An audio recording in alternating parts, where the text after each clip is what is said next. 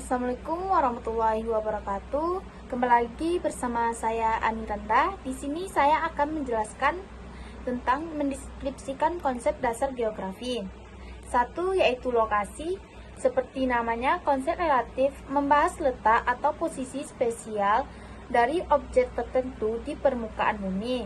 Secara umum, lokasi dibagi menjadi dua, yaitu lokasi absolut dan lokasi relatif. Lokasi absolut itu adalah letak atau tempat yang dilihat dari garis lintang dan garis bujur. Contohnya yaitu lokasi absolut yaitu letak astronomis Indonesia. Dua, lokasi relatif adalah letak atau tempat yang dilihat dari daerah lain di sekitarnya. Contohnya yaitu lokasi relatif adalah lokasi geografis negara Indonesia yang terletak di antara Samudra Hindia dan Samudra Pasifik. Dua, jarak yaitu jarak adalah ruang yang menghubungkan antara dua lokasi dan objek. Konsep jarak dibagi menjadi dua yaitu jarak mutlak dan jarak relatif.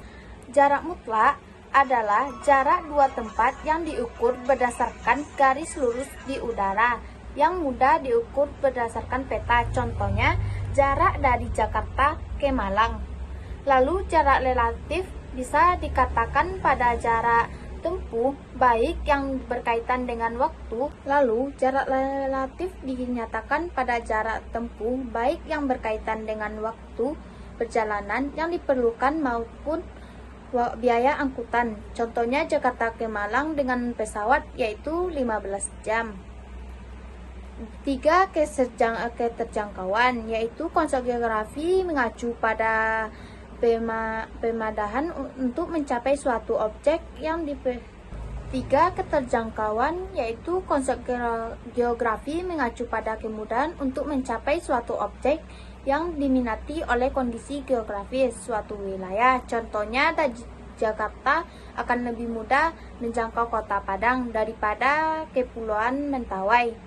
Empat, pola, yaitu konsep ini mengacu pada susunan akan penyebaran fenomena pada ruang di muka bumi. Contohnya, pola permukiman penduduk di wilayah pesisir menerjang mengikuti garis pantai. 5. Morfologi, yaitu morfologi menggambarkan pewujudan daratan di permukaan bumi yang merupakan hasil proses penangkatan atau penyusunan wilayah melalui proses geologi. Contohnya seperti pulau daratannya yang luas di pergunungan dan lembah. 6.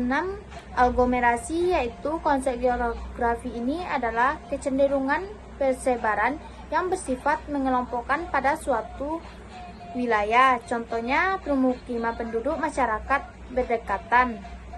7. Integrasi dan interdependensi, yaitu konsep ini berkaitan dengan hubungan timbal balik atau saling bergantung antara wilayah. Contohnya hubungan antara desa dan kota. Warga kota membutuhkan transportasi dari kota.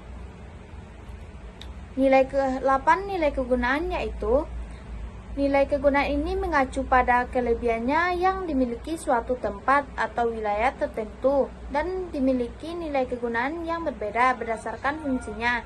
Contohnya, wilayah yang memiliki alam yang indah cocok sebagai tempat wisata.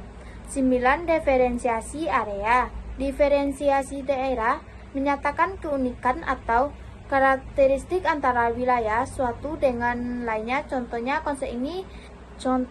yaitu masyarakat yang tinggal di pesisir bekerja sebagai nelayan. 10. Keterkaitan uang. Konsep ini menunjukkan tingkat hubungan antara wilayah. Contohnya, daerah Lihir mengalami banjir karena pembangunan yang terjadi di daerah Halu.